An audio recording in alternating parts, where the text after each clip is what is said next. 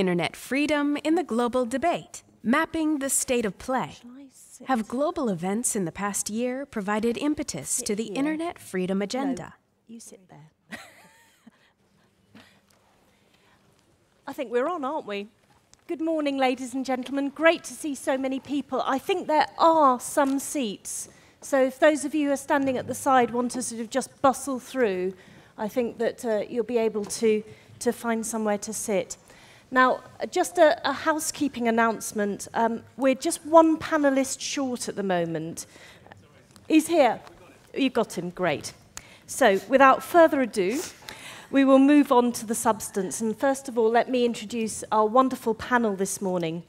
Bildt, Swedish Foreign Minister, who we've just heard from, and a faithful follower and fan of the Internet for many, many years.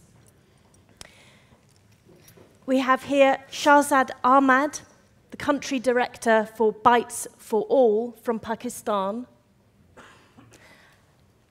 Ebele Okobi, the global director for human rights from Yahoo. Susan Morgan, executive director for the Global Network Initiative. And as if by magic, Moez Chakchouk, CEO of the Tunisian Internet Agency. So Bildt gave us a great introduction of really what's happened in the last 12 months. And I think this session is really about taking stock of what's happened, where we are, the highlights, the lowlights of the last 12 months, and focusing, building on Bildt's introduction, on some of the major events that have happened in the last 12 months. So, Bildt, you mentioned the Human Rights Council resolution. Could you just, and you explained why Sweden took this initiative, and also why it seemed, my question was going to be, it seems so obvious, but why was it a struggle, and why was it an important thing to do? Well, I mean, I think it seemed fairly obvious to each and every one of us here, but regrettably we are not that representative of the governments of the world. There are quite a number of governments, and I think the new CEO of ICANN, when he spoke yesterday at the reception, referred to a conversation that he had had with one government representative somewhere who said the Internet is extremely powerful. We governments want to have the power, accordingly we want to control the net. I mean, that's not the way they usually express themselves from certain quarters. But that is, of course, the attitude that is there. Yeah. And we've seen how they, particularly after, I mean, the Arab Spring, if you remember that one, of course, caused some nervousness in a number of different countries. And we saw the regimes that are slightly more repressive nature being even more concerned and even more keen to get control of different sorts. That's why the resolution was important. Now, as I said, a paper in Geneva is a paper in Geneva. It doesn't necessarily change the world. Yes. We've seen that before. But I think it was symbolically extremely important, and it's been the starting point for debate. It's been a platform for taking up this issue. It's been an embarrassment to those that have the other point of view. So it is the starting point, really, of something that I think will be increasingly important. Thank you. Now, Moez Chakchouk, from where you're sitting as the chief executive of the Tunisian Internet Agency, which used to be the state censor for the Internet, can you explain why the Human Rights Council resolution was important, and whether has it actually evolved from being a paper in Geneva to having any meaningful impact on the ground where you sit? Yeah, sure. Tunisia was one of the initiators of this resolution, and we worked very hard for this, and we are really proud for our Ministry of Foreign Affairs working on this resolution. But of course, it is also something that's very important for us because we had a very long history with internet censorship. and internet surveillance. So this was somehow a commitment of the whole country, not just the government, but also civil society, who are still pushing to have net freedom guaranteed and prevail in Tunisia. And I think that this was really a commitment for all those stakeholders in Tunisia to work and to guarantee that the human rights in the online world is equal to the human rights in the offline world. Yeah. So can I just ask a question of the audience? Has the UN Human Rights Council resolution, hands up if you think it has already made an impact from your perspective? Could you just share with us why that has happened, or what example? Can we get a microphone to this lady, please? And while we're doing that, perhaps I can turn to you, Susan. Susan Morgan, who's the Executive Director of the Global Network Initiative. Can you explain from where you're sitting in civil society, is this important, does it have an impact, or is it just a piece of paper? So I think from our perspective, I think to go back to what Carl Bildt said, it's the symbolic importance, and it seems to me that it's very much a part of a whole series of things that are starting to emerge, whether it's clarification through the Ruggie principles around the sort of responsibilities of business. It's the fact that internet freedom is now referenced specifically in the OECD guidelines on corporate responsibility for multinational corporations. So I think there's so it's sort of building the pressure. There's a whole sort of platform of framework of things that are starting to emerge, which will sort of provide some clarity, which will change things over time, I think. Thank you. Could you just stand up, introduce yourself, and tell us about how this council resolution has made an impact? Does the mic work? Not No. quite.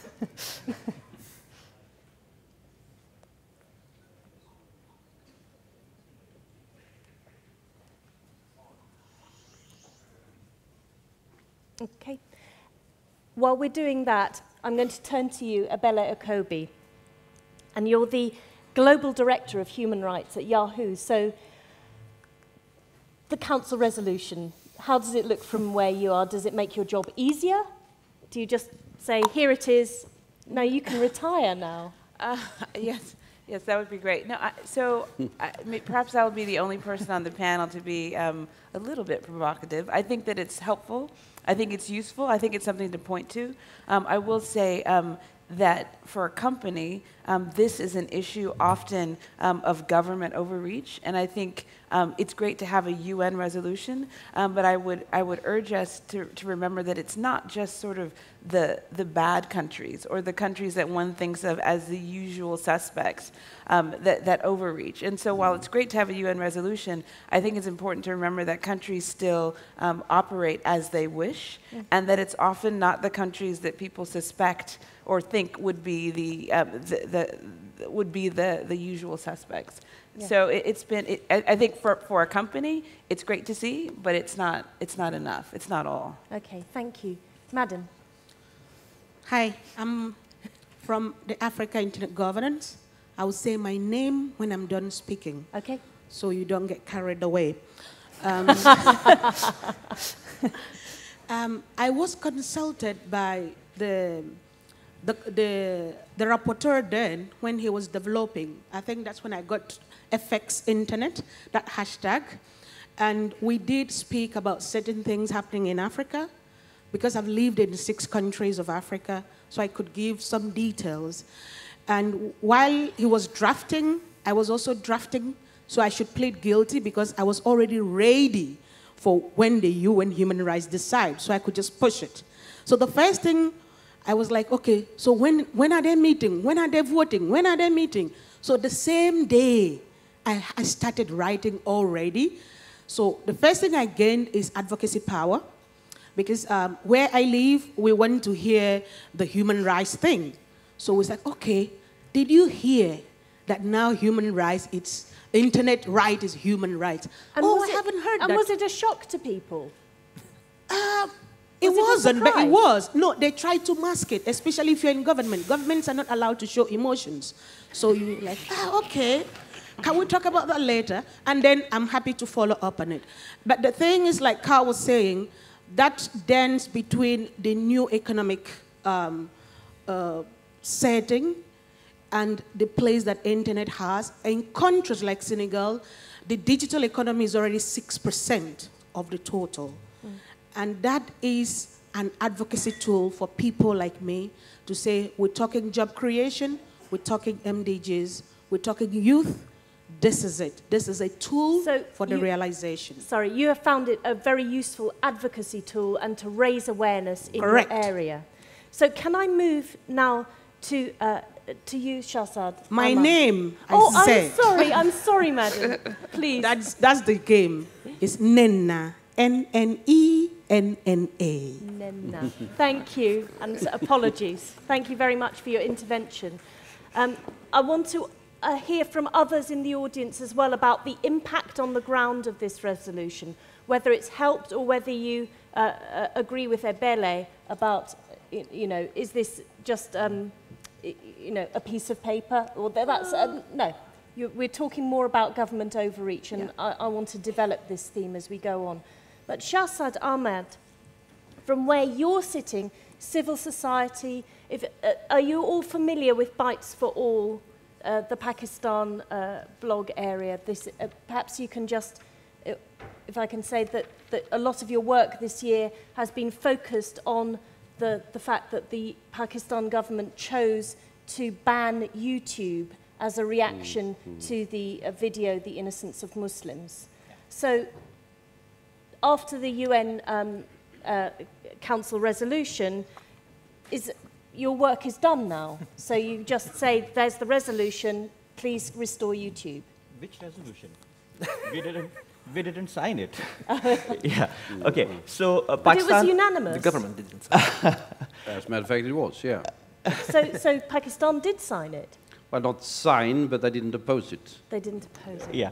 So Pakistan is OIC coordinator as well at the Human Rights Council. And in the last 1 year, we found Human Rights Council to be one of the best and most important policy space where you can engage at the government level on certain issues.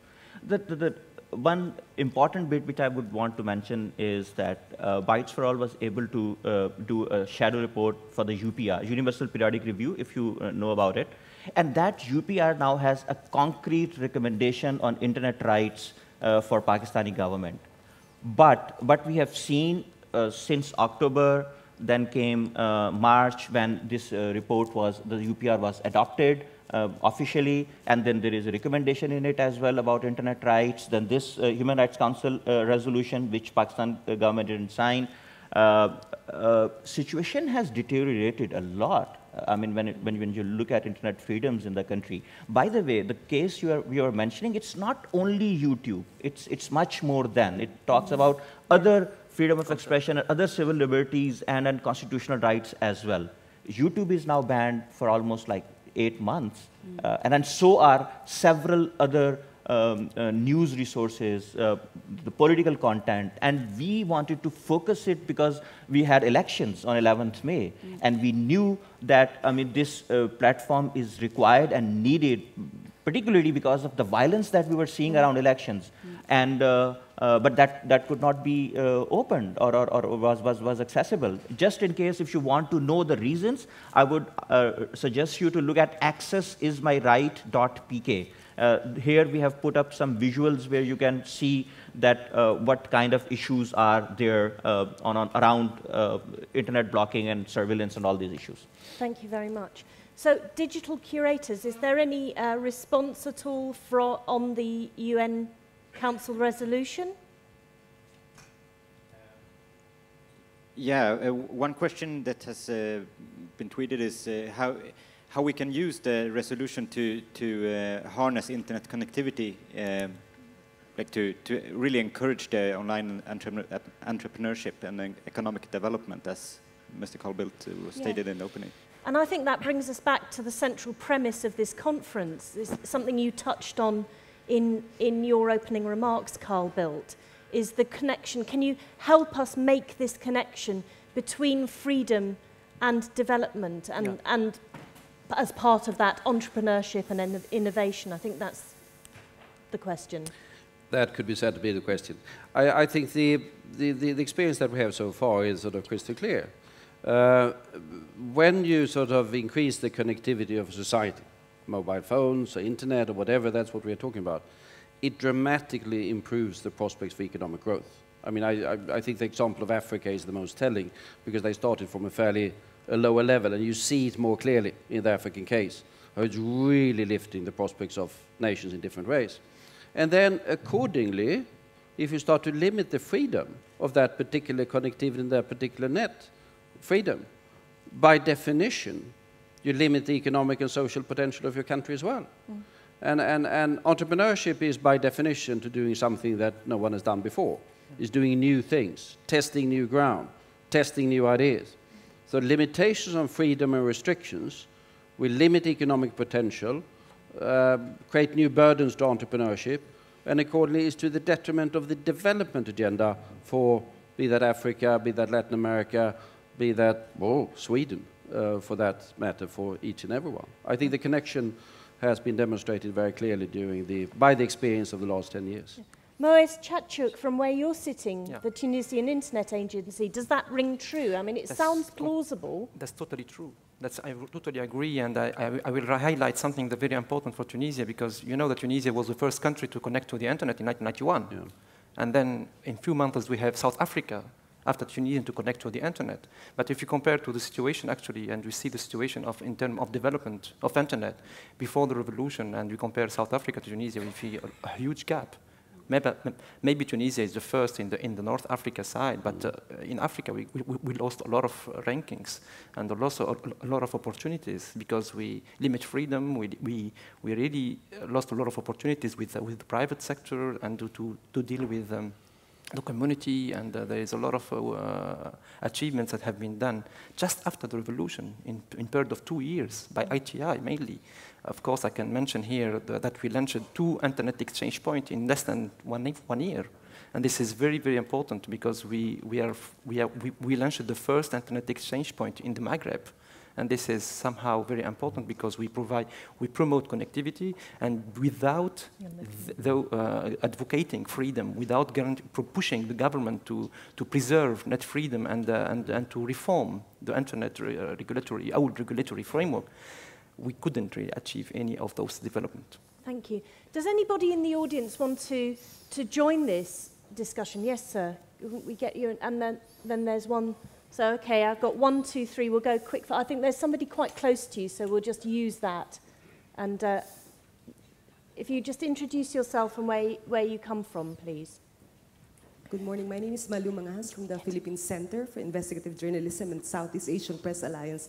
I just want to highlight that it's very good that there's a resolution like this, but probably the monitoring that we do in the Southeast Asian area is that sometimes in theory and in practice are 2 different things. And many global indices tend to look at, in theory, benchmarks global. True.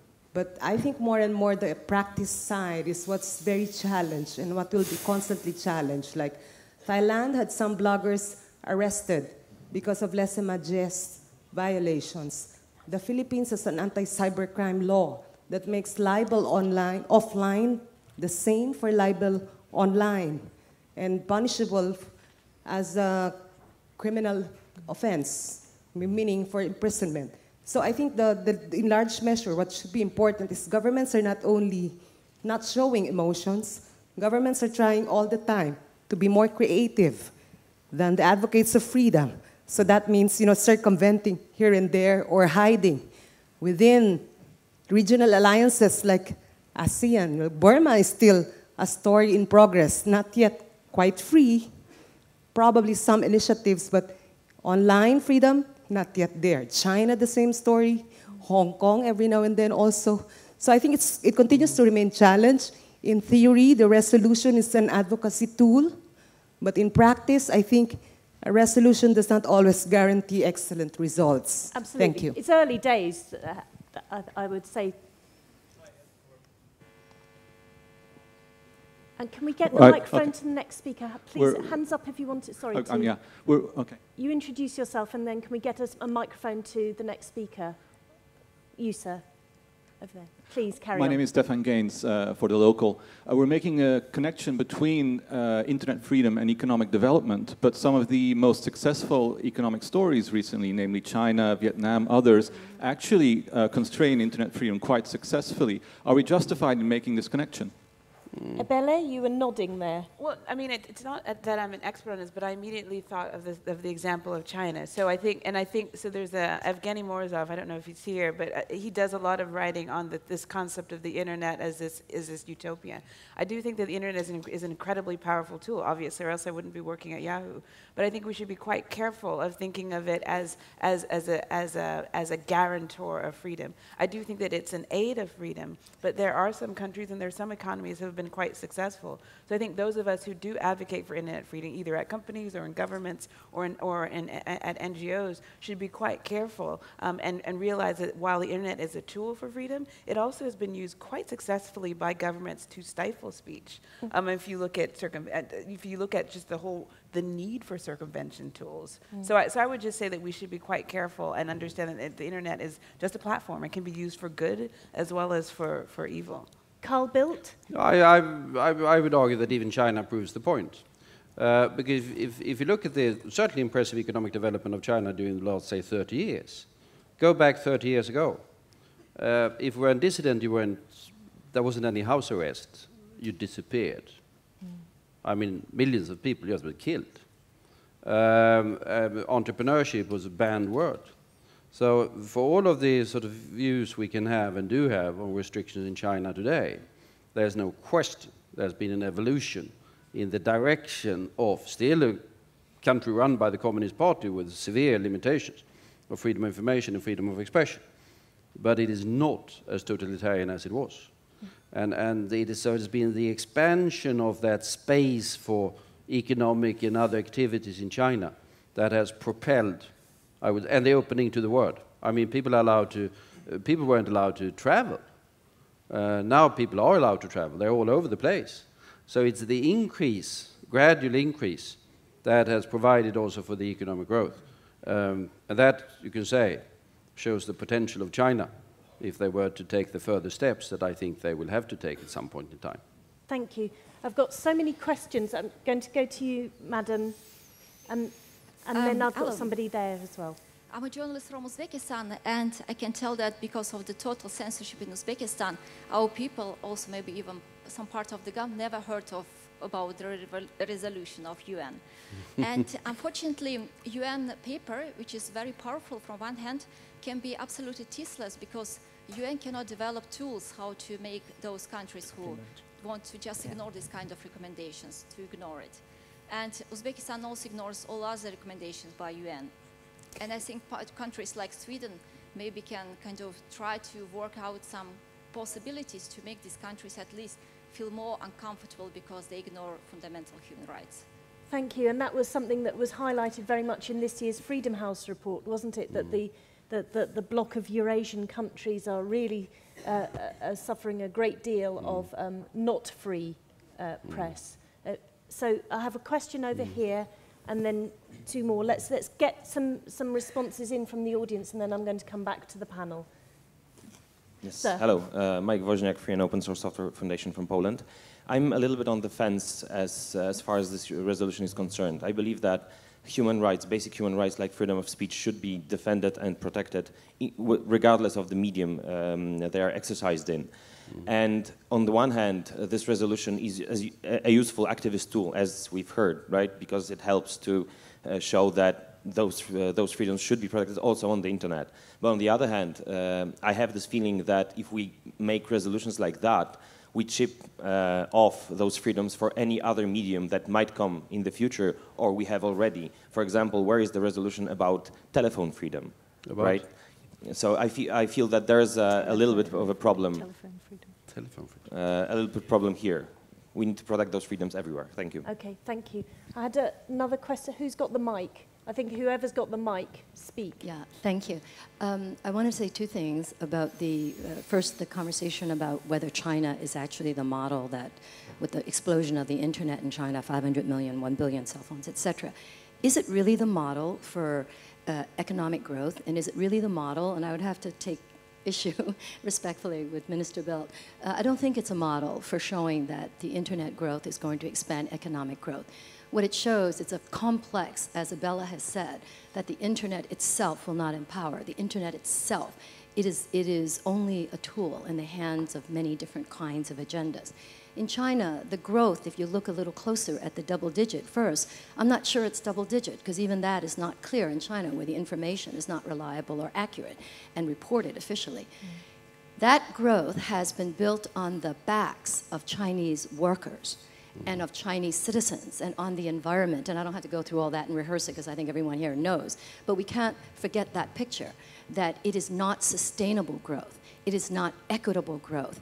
It is growth with enormous costs that are paid not only by China and Chinese citizens, not just by us, it's by the world.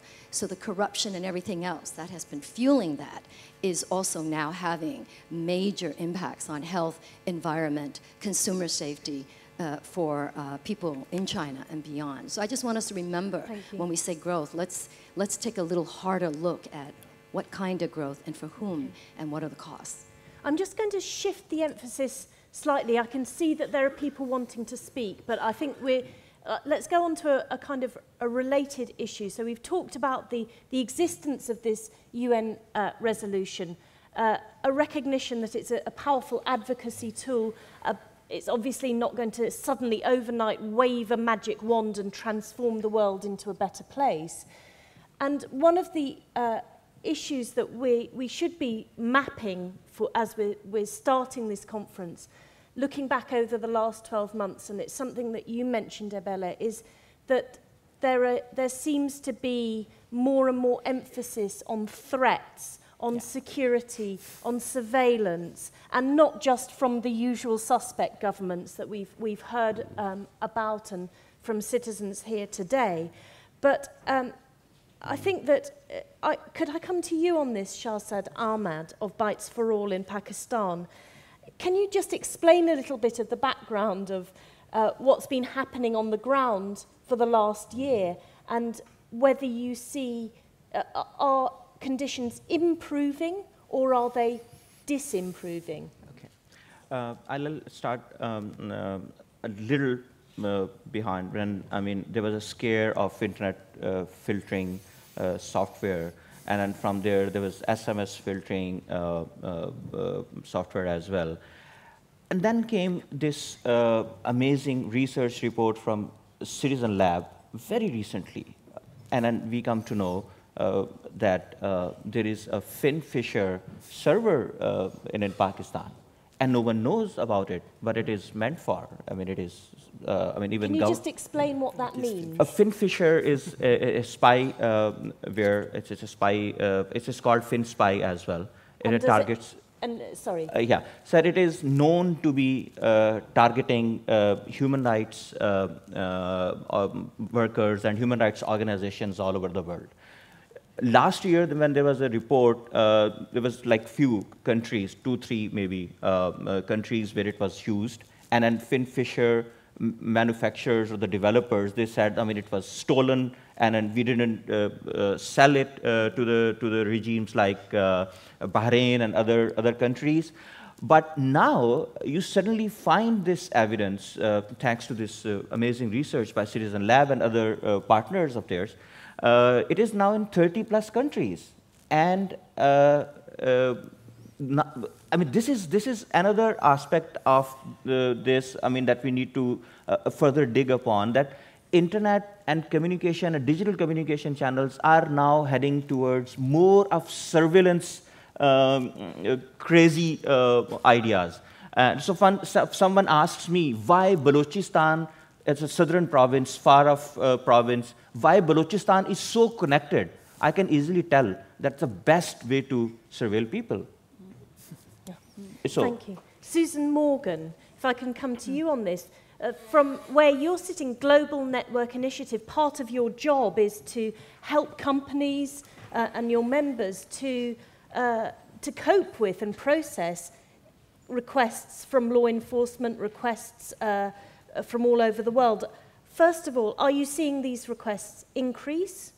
And what's your advice to your members? And who are your members? Tend to be internet companies, or are they? What are they? If you just explain to people. Okay. So there's a few questions. Few questions there. So just in your own time. Bear with me.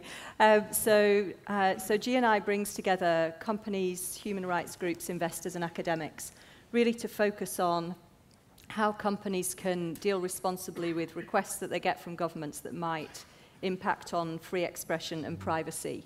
And I think if I was going to look back, say 5 or 6 years, I think a lot of the focus of the debate at that time was on censorship and web blocking.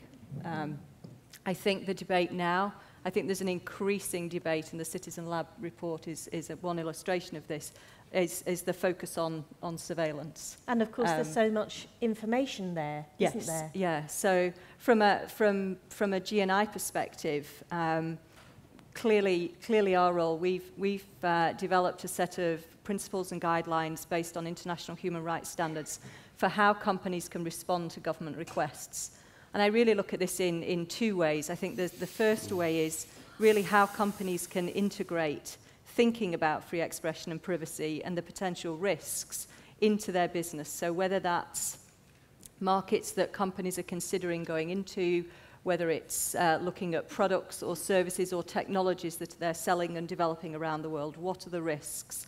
And then I think the second piece is very specifically when you receive requests from governments, how do you ensure that they're following due process, you know, that they're following the sort of rule of law?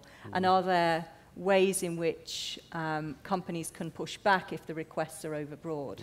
And yes, carry on. So and in terms of our membership, so from a company perspective, the initial founding companies of GNI were Google, Microsoft, and Yahoo. We've had several companies, several smaller internet-based companies have joined us since then. And earlier on this year, a couple of months ago, we announced a collaboration with 8 globally operating telecoms companies who have formed an industry dialogue. Now, I think that's, it's incredibly important to have telecoms at the table. So, you know, we were... Why is that? I mean, there's been quite a history of divide, in a way, between the internet people and the telecoms people, and we'll come on to that when we discuss... You're shaking your head, Carl Bildt. But well, it has, but it's merging, I would say. Yeah, and is that your... your observation? I think in some ways there are clearly different cultures and different histories in terms of where and how the company started.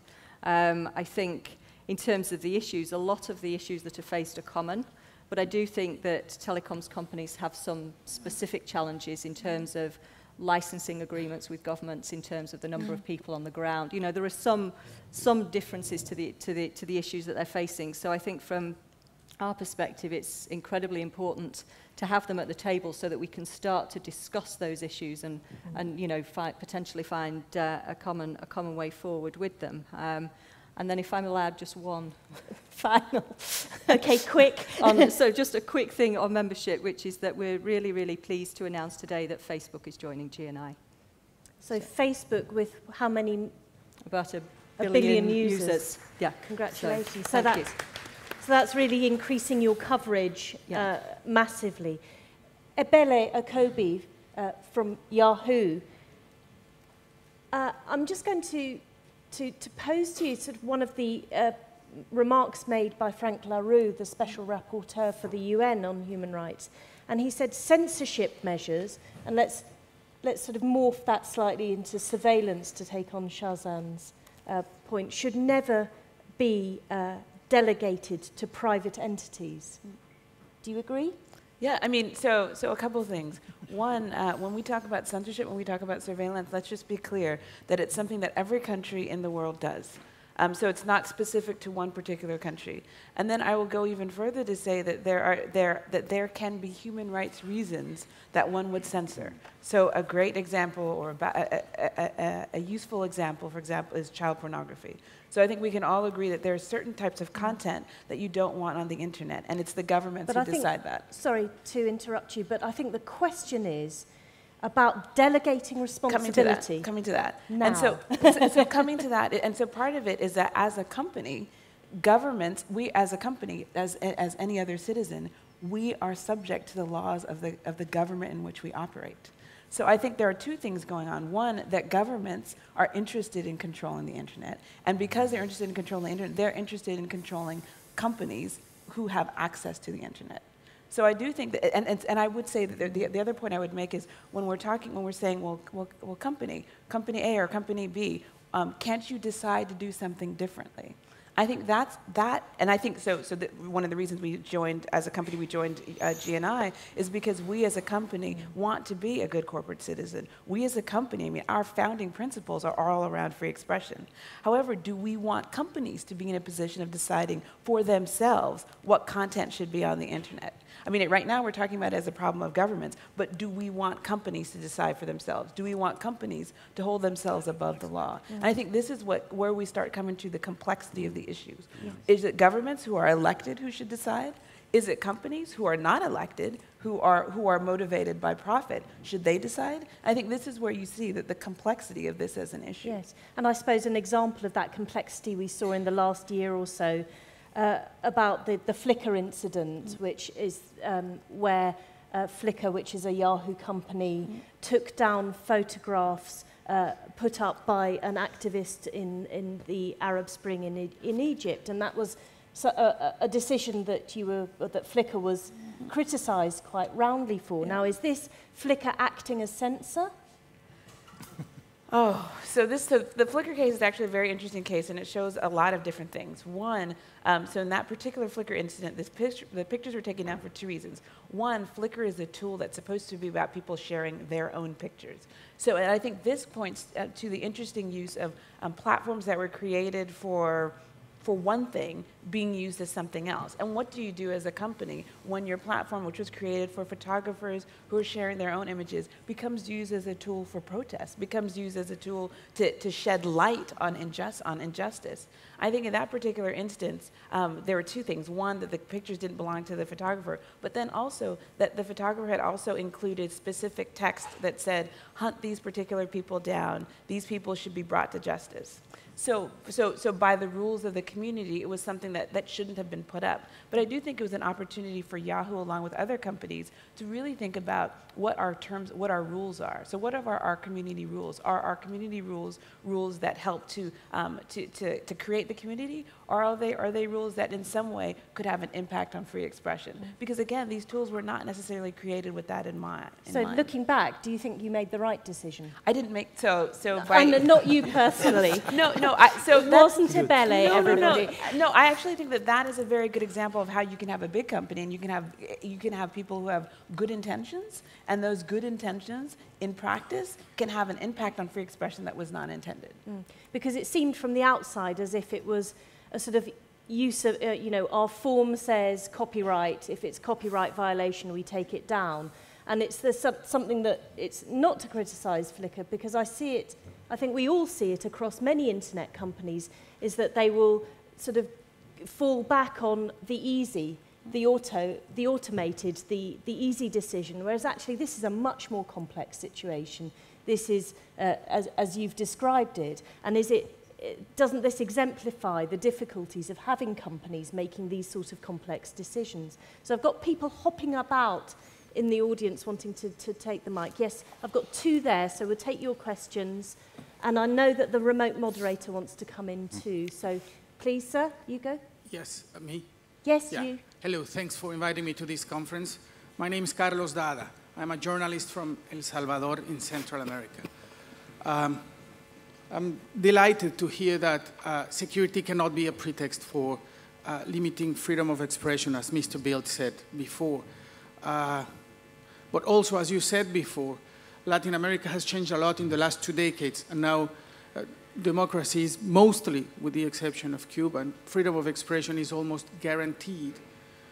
I just want to add a new subject into this discussion, because right now, the restrictions to freedom of expression in the region where I live don't come from governments, they come from organized crime. It is curious enough that there's an organization actually called Article 19, Its Mexico chapter was just threatened 2 weeks ago. And this is the situation journalists and human rights activists are going through these days. So just to add a fresh perspective in terms of security and freedom of expression, now it is us, journalists and human rights activists, looking for our own security to be able to exercise freedom of expression. Thank you. Could I just interject just very quickly? And I think that this intervention demonstrates the complexity of this as an issue. I started talking about there are human rights reasons why governments or why law enforcement is interested in specific user data. So if you have someone who is threatening, if you have a murder that is about to occur, if you have a crime that's actually being committed, as a company, we're sort of stuck in the middle because we want to be in a position where you don't want to be in a position where you are aiding a crime to happen, but you also don't want to be in a position where you're aiding a government in infringing upon human rights. No, and you don't want to be sort of sitting on your hands either and just watching while it all unfolds. I've got a question from you, sir. Yeah. Okay, yes, thank you. I'm Mukama Isaac from Uganda, ICT for Development Uganda. I have one issue that I would want to raise here.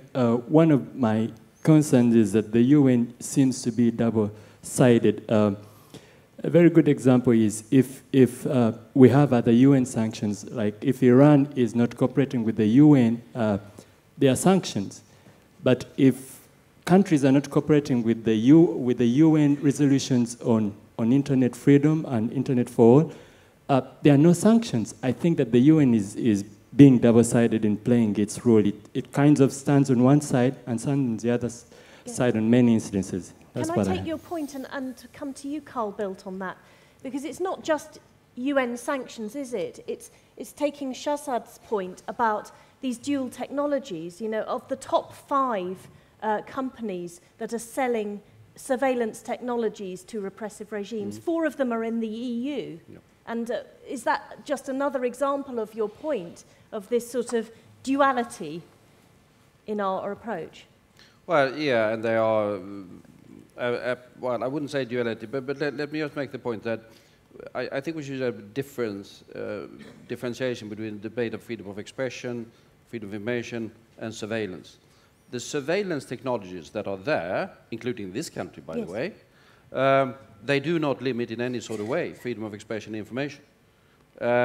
Because of the very fact that when you want to have, if our security service, because we do have one, want to tap the telephone of someone, I mean, there's a due process, and they certainly don't want to expose the fact that they are tapping because that would limit their ability to get the information.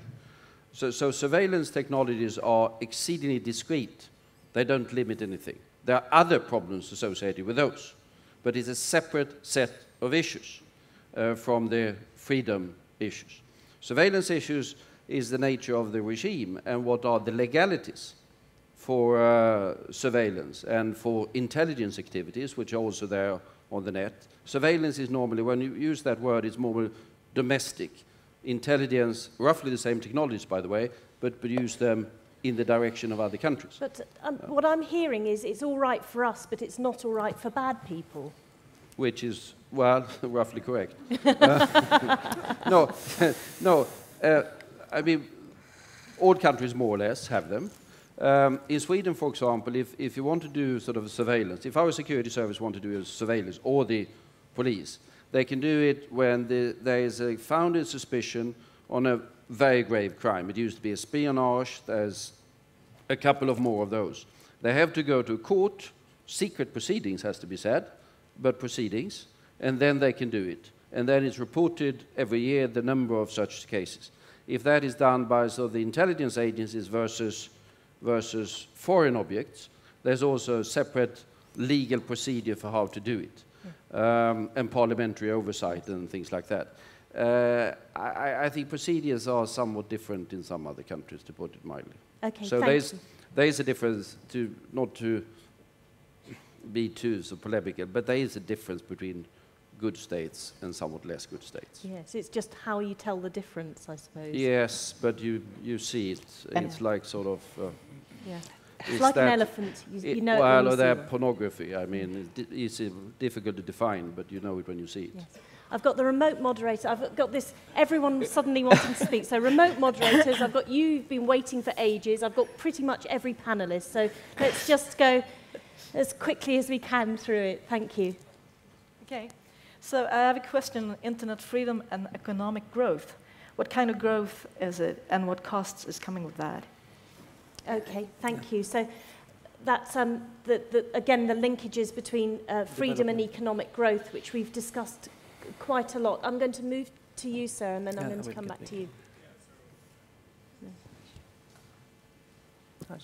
Hi. Hi. So I had 2 points. I'll just be really quick. Could you just introduce yourself, please? Sure. I'm Jacob Applebaum from the Tor Project. So, I work on these issues quite a lot around the world, and I have 2 thoughts. First, to the person at Yahoo, I wanted to say the case of Owen Lam, I was a photographer. My photography was used.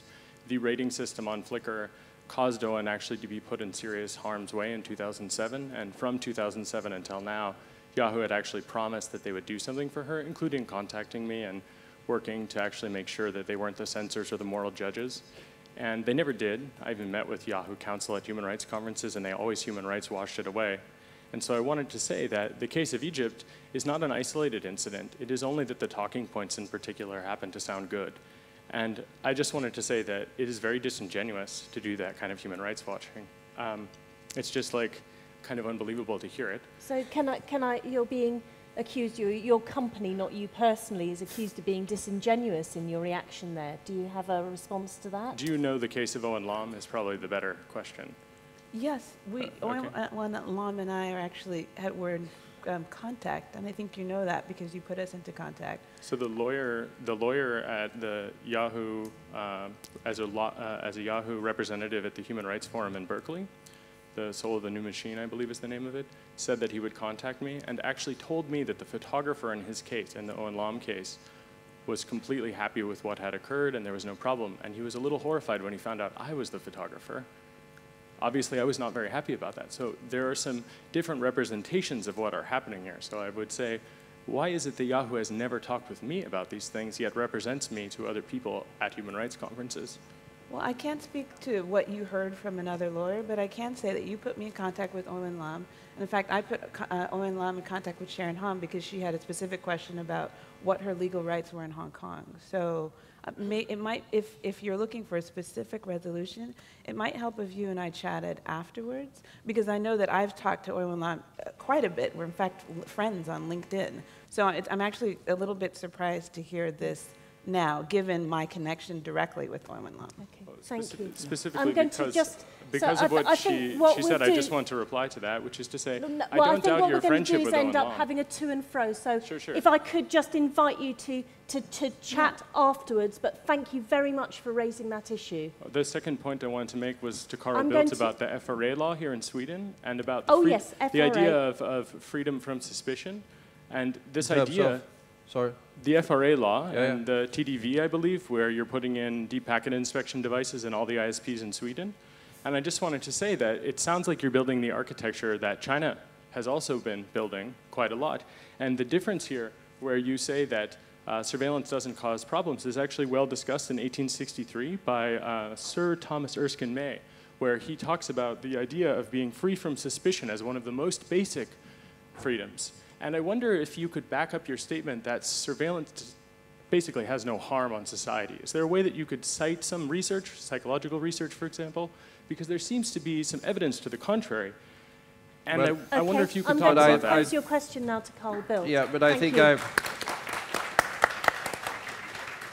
No, it's true. We got surveillance. I spoke about that. Yes. We've had that for a long time. Our security service do have it. Absolutely. I mean, we've had it. We had sort of laws for tapping telephones. I don't think there's any security service in the world that doesn't have it. Any democratic society that doesn't. The key thing is that there is a due legal process all the time when you do it. There's a court, there's reports, there's parliamentary oversight of all of these things. I think we've got the most. If I can just, sorry to interrupt you, but I think the question I heard was more about the impact, and it's something that Ioannis Sanchez, who's going to be on the panel tomorrow, said about the paralysis that is caused in people when they feel that they are being watched. Yeah. Now, is this I think mean, that's the sort of points these that you're things raising. apply to, I mean, if you take the domestic surveillance, it's very heavily regulated in law.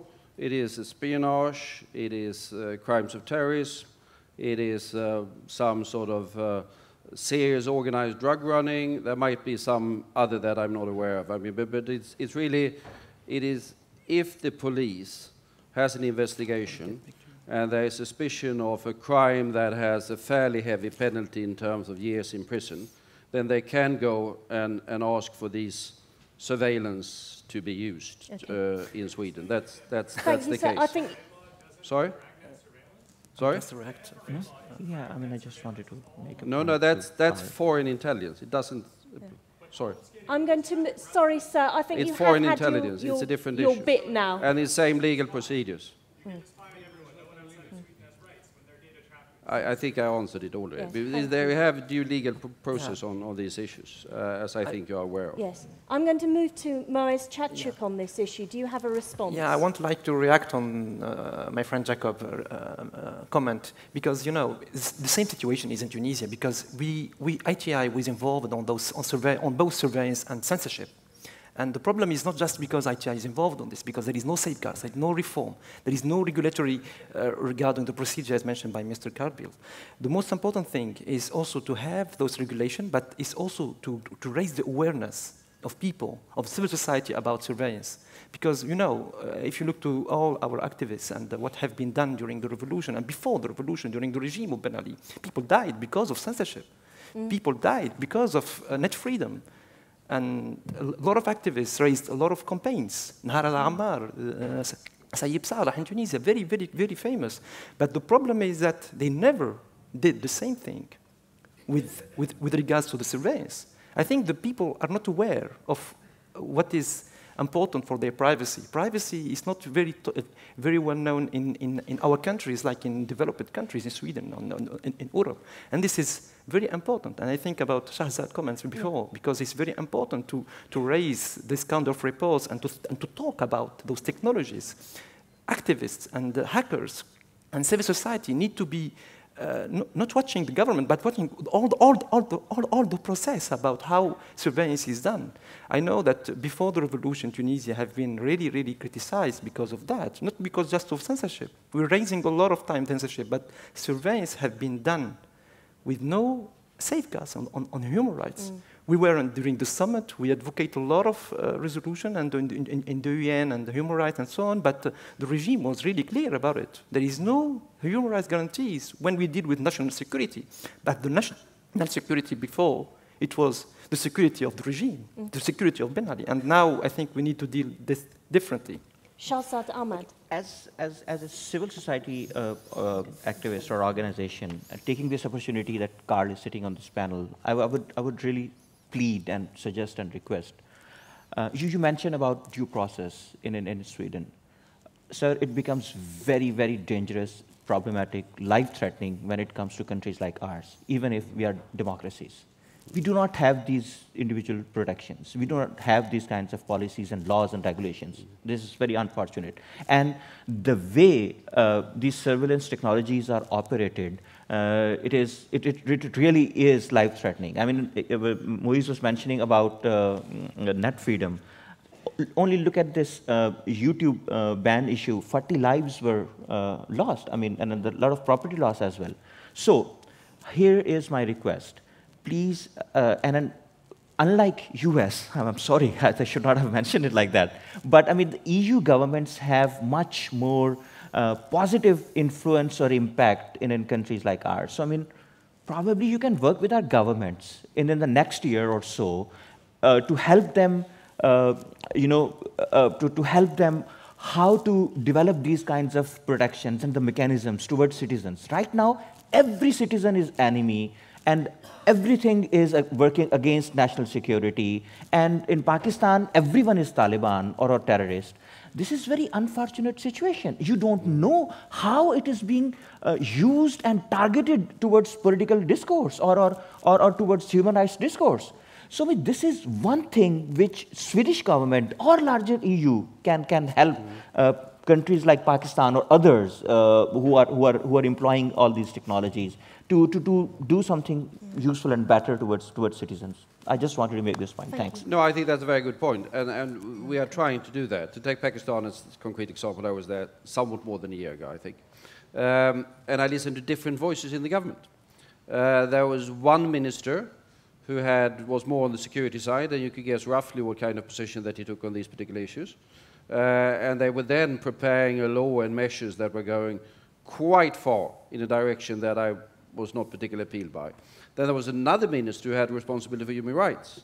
And when I talked with him and he gave the presentation, he was sort of on the good side of that particular argument. And to exaggerate slightly, I think that is a situation that you find inside quite a number of governments around the world. And that is why I think, going back to this resolution at the Human Rights Council, it can help to influence that particular debate inside governments around the world to strengthen the arguments of those that are advocating human rights and limit the influence of those others. Because sometimes it goes way beyond in terms of the security concerns. Pakistan obviously is a case to the point, but not only one. But it's a good example because I was in the middle of that particular debate and tried to influence it, and we did try to do that from the EU side. Thank you. Susan Morgan. So I think from our perspective, I mean, clearly due process, the sort of predictable application of the rule of law, right to redress, transparency and accountability around the kinds of mechanisms that countries have on surveillance are important and can be very, very different in very different countries. I think from what we see is the challenge where domestic legislation is being introduced in countries, in democratic countries, that can be used to justify the actions of foreign governments. Yes. I think that, you know, that's one of the things that we really see as a huge issue. And it seems to me that the debates around sort of domestic surveillance and foreign policy seem to often happen in silos. And I think to find a way of, you know, to use a phrase that was terribly overused in the UK a few years ago, joined up thinking, to try and bring together the people in the room to span the surveillance and the human rights perspective to really change the level of debate. I think that's incredibly important in the context of governments that are trying to advocate for internationally for internet freedom. Yeah. I think we could quite clearly talk about this very rich subject a lot more, and luckily the next panel is focusing entirely on the security agenda. So in the last 15 minutes, what I want to do is to focus our attention on a big event from the last 12 months, which is what we were supposed to be doing. And that is the World, I always get that, I know it as WCIT. Does anyone know what that means? World Communications something, International Telecoms, wasn't it? Exactly. Conference on International Telecoms. I got it in the end, thank you.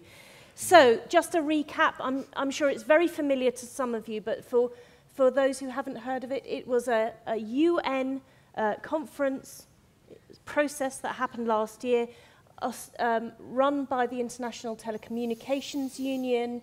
It ended in stalemate. It was ostensibly to renegotiate some telecoms regulations back from the 80s, but it ended up being about the internet, and countries sort of went in different directions.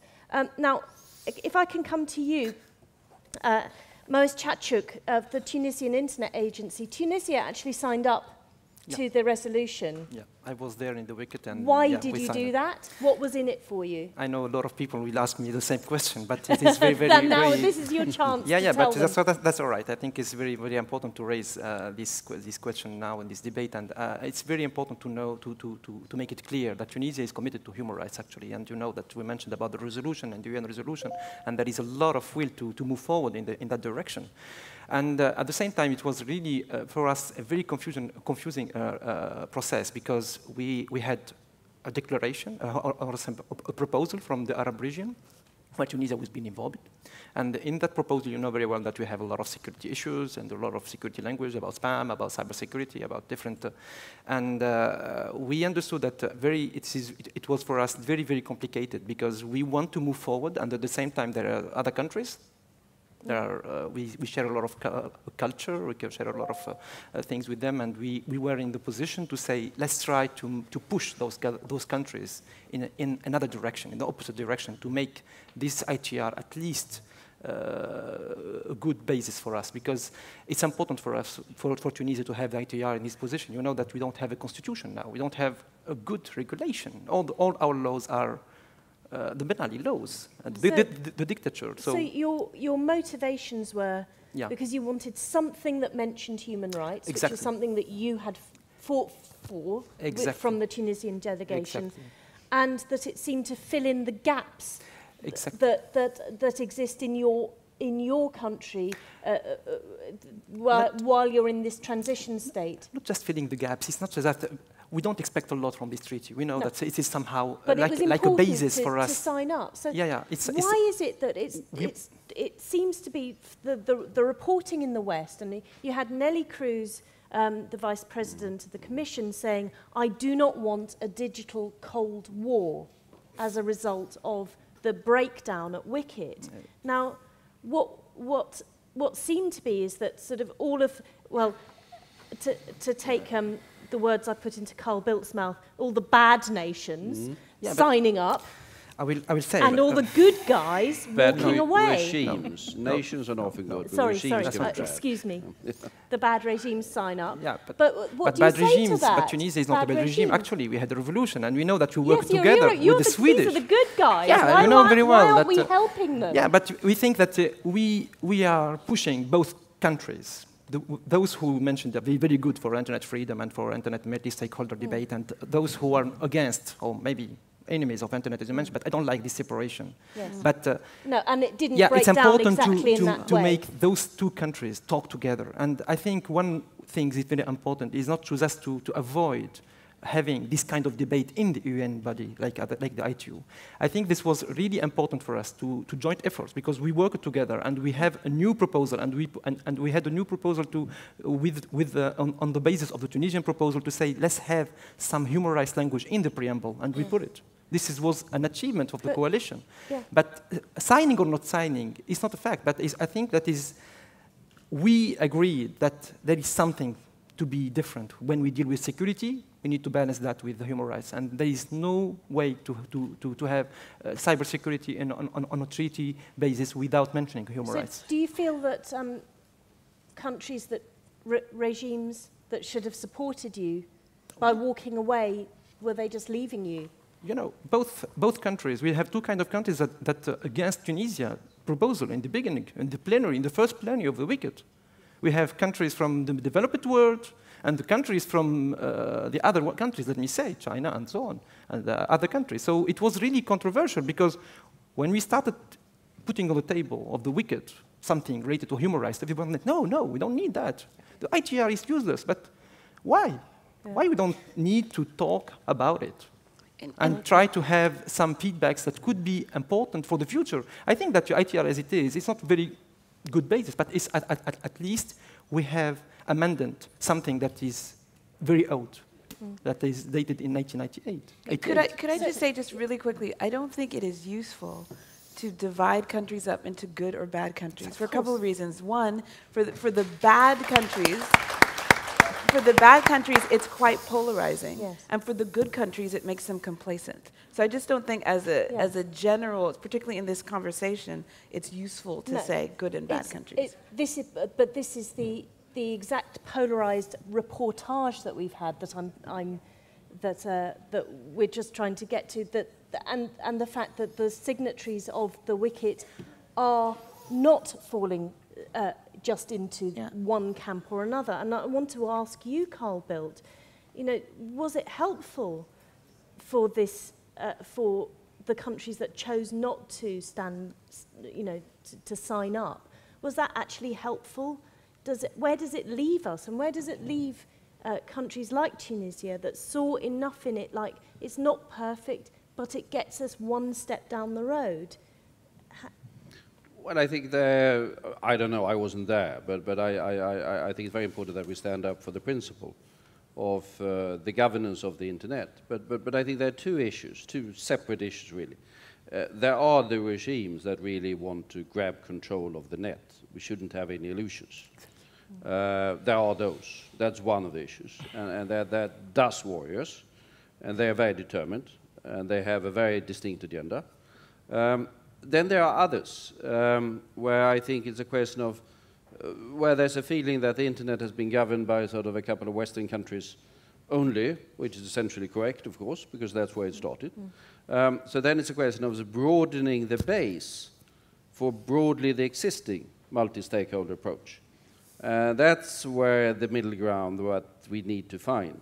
But I think we need to have an awareness that there are regimes who have an agenda that is crystal clear from their point of view, and it is to grab powers over the internet in much the same way, and that they use sort of the old telephone system and say that regulate it in exactly the same way. But that is not the way the world should be, and that is why this is a fight that I think is important that we are ready to take. Okay. Susan Morgan, very quickly, and then I've got a forest of hands from the audience, so I'm just going to ask you to make points very succinctly. So Susan, I'll be 1 minute. Two very quick observations about the wicket. Firstly, I think it was probably the first time that an ITU treaty really hit the mainstream press. That people were kind of reading about it in the mainstream, and I think that's a good thing and an indication of how this debate is going to flow.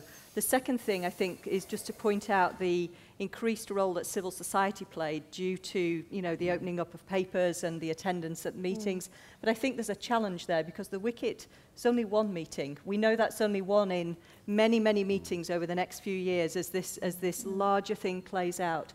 And there's going to be a real challenge for civil society in terms of having the resources and the capacity to sustain that level of involvement in the number of meetings and the kind of the game that's being played. Thank you for making that. So to avoid people getting sort of blood loss from having their hands up, so very, very crisp and brief, please. Good morning. My name is Bertrand Lachapelle. I'm the director of the Internet and Jurisdiction Project. I fully support what Ebele was saying regarding the division. You used the word polarizing. The wicket was something that polarized the world into this picture. This is creating a second digital Cold War mentality. This is deeply wrong on all aspects. And the interesting thing is that a week ago, the WTPF, which is the World Telecom Policy Forum, by the same ITU, was held in a very different format. The preparatory process involved civil society and the private sector. It's not that the result is so marvelous, but at least it brought a consensus on documents that are not at all controversial like the wicket was. Wicket was a political thing, and the processes are going on. Let's not get into this polarizing mode. Thank you. We'll just move the microphone around. Everyone here seems to be a bit quiet. Seems to be everyone here and then nobody here. So right, okay. Let's go to you, and then.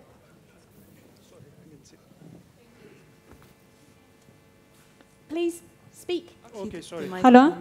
Oh. Hello, thank you very much. I'm Chris Obore from Uganda, and I'm glad to get the opportunity to say something in this forum. First of all, I'm not sure whether I will still be having a job by the time I arrive in Kampala, because the newspaper I work for, Daily Monitor, and the 2 radio stations, plus another tabloid newspaper, were being closed the day I was coming here, for reasons of publishing an article from an armed officer. There's a letter, but as I was coming, I had to sneak out of the office to come to this forum. The policemen surrounded our work premises, switched off the radio stations, and vandalized our printing press. So that's the kind of freedom we are talking about. Then I ask in this forum, if we are talking about internet freedom, the guarantors of freedom are the people. My question is, how equipped are different peoples in guaranteeing freedoms? If we are talking about internet freedom, are the people of Sweden as equipped as people in Uganda in guaranteeing these freedoms? That's where my concern comes from. Because in Uganda, even just to publish, there's no freedom. What about internet? In Uganda, how many people have access to internet? Do we push for accessibility first? Do we talk about the freedom to enjoy it? How do people who don't access internet guarantee internet freedom? And I think that brings us back to the linkages between Exactly. freedom and development that we were talking about earlier. And I'm glad to talk to a foreign affairs minister here. Thank you. If the people of Uganda take water from a dirty stream, is it possible to ask them to guarantee internet freedom? Thank you. Thank you. Yes, sir. Yeah, so thank you, Emily. I'm Parminder from an NGO, IT for Change in Bangalore. And we sat through almost an hour of a very good discussion about an UN resolution on internet. UN is important. And I think I want to make a connection here. Normally when UN and internet gets mentioned, the intermediate word is control. And here we had a UN resolution on human rights on internet, which was discussed so positively. So what I wonder is that if countries can get together and actually have a resolution which goes to the heart of the issue, which is freedoms on the internet, why would UN be so inappropriate forum for other kinds of internet governances? And I think the problem comes when we are talking about economic issues, and the same coalitions do not survive when we're talking about social and economic rights as we are talking about civil and political rights. So why can't, for example, be a resolution on internet about internet being a public good? Why can't there be a resolution that economic concentration of economic power, which is happening on the internet, should be regulated better? So how does this kind of discussion speak about the possibilities of a UN role on wider, more aspects of internet than just one, which we saw a very positive kind of a response to? Thank you. Thank you. I've got time for one more question, and I'm really sorry. So, hello. You got. I think I'm on. You're on.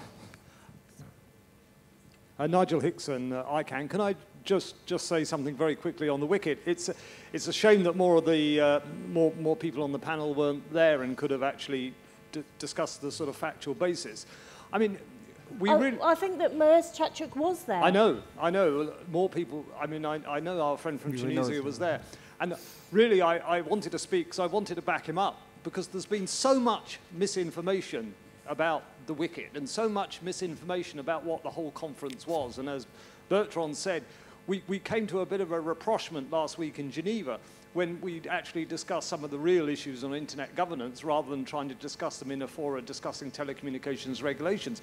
But I think the real point that needs to be said, that until the last session, when we had some somewhat spurious debate about human rights, which some argued was about human rights and some argued wasn't, the majority of countries were going to sign. The majority of European countries were going to sign. In fact, all but 4 or 5 countries probably would have signed the ITRs. So it didn't, those that signed and those that didn't sign is really irrelevant. The debate was relevant. The split was relevant. There was lots of different concerns. But those who signed and those who didn't sign was not really the issue. So is it a hiccup in the road rather than the end of the story? No. I mean, it was a salient event, and there's a lot of work to do. And part of the, if you like, the fence building or the bridge building went on last week in Geneva. There's an awful lot still to do. Yes, thank you. In the last minute, I just want to get a sense from our panel to return to you and say, compared to this time last year, are you more hopeful or less hopeful about the cause for internet freedom and development? Ebele. I think I'm always hopeful. I mean, but I will say that the problems continue to be more complex. I think as a company, the best thing that we can say is that we don't know all of the answers, and the best thing that we can do is to continue to work with civil society through the mechanism of GNI and also through other relationships to ask questions. I don't have all of the answers, and we as a company don't, and so we stand here asking the questions. Thank you. Shahzad? Hope remains forever is my favorite quote, and that will continue to be. And the two things which I just want to put on the table, there are even civil society organizations and activists who are now promoting censorship as a solution. It's a bit problematic. And the policy spaces are too chaotic for civil society organizations to really, engage with them. It's probably beyond their capacity. So some concerted efforts, some I'm really hopeful because for one reason, because the new generation civil society, the Tunisian new generation civil society, is very, very well willing to be involved in the debate, on such kind of debate. And I know there's a few people here from my friends are invited to this conference, and I'm very, very helpful because of them, because they are willing to participate to the debate, and they are involved and engaged to promote freedom of internet in Tunisia and also in the whole region. Thank you. Susan, more hopeful, less hopeful? That feels like too binary. I'm sorry, showbiz. It feels like for the complexity of the issues, that feels like I don't feel like I can say I'm this or I'm that. Are you motivated to keep going, or are you going to go home and look for a No, I'm certainly motivated to keep going. I feel like the issues are complex, they're still unfolding, and that we're at a very early stage. I think that's where we're at. Bildt? Significantly more optimistic. Because there's significantly, look at this debate. This debate wasn't here 2 years ago. All of the debates that we have been alluded to, they weren't there 2 years ago. And most of the debates are actually going in the right direction. So I'm significantly more hopeful. But it's only the beginning of the story. That has to be said as well. So we're not there yet, but here on the panel at least, we're more hopeful than we were last year. But the complexity of the problems is still there. And the road ahead is, it's long. It's going to be quite fraught, and many people are suffering a lot in the interim. So thank you. I'm sure you'll all want to thank our panel for their excellent contributions. Thank you for standing up and speaking. Thank you so much, Emily, and thank you all panelists. It was a fantastic discussion. We're now happy to offer you coffee just outside. For those of you with a press badge, there is an opportunity to have a press meeting now, but only for you with a press badge, I'm afraid. And it's taking place in Riddarsalen, which is just on one stairs up. So enjoy your coffee, please, and welcome back at 11 o'clock. Thank you. Thank you very much. Well, thank you.